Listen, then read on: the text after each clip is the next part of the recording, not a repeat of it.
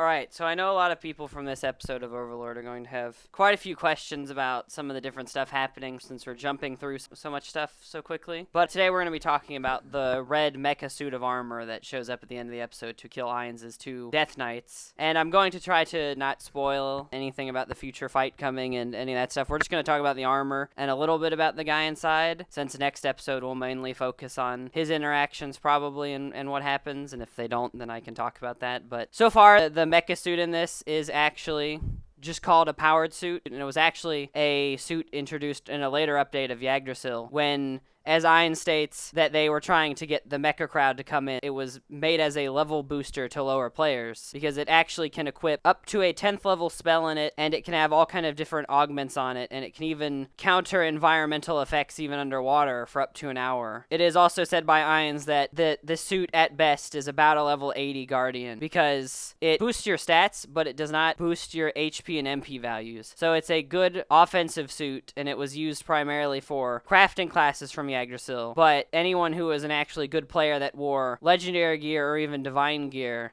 was said to have a better build than wearing one of these suits. So it's stated that even Nazarick has a couple of these suits laying around in the treasury, who is the manufacturing man, made them, lost a battle, and then decided to give up entirely on them. So they have few of them augmented in the treasury, but the one advantage of it is that it does grant you the ability to fly. It actually is at a greater speed than the fly spell. It's also said that for the higher the level of the spell, so for the example they give in the book, if they put a 10th tier spell in the armor, it takes about an hour to recharge the spell, and while it's recharging, if you use a lower one, you might have more usages out of it. But if the lower spell has any usages used out of it, you cannot re-change out the spell in it until it's fully recharged again. Now, for the question of who's in the suit of armor, that's not really a spoiler, you'll see them next episode. It is a New World person from Red Drop, which is a adventurer group that's adamantite. As a little side note, that Ainz actually gives one of the power suits to Calcutus to assist him in training the lizardmen to see if it'll help level them up. If you made it this far in the video, please drop a like and subscribe, it really helps me out, and I will see you guys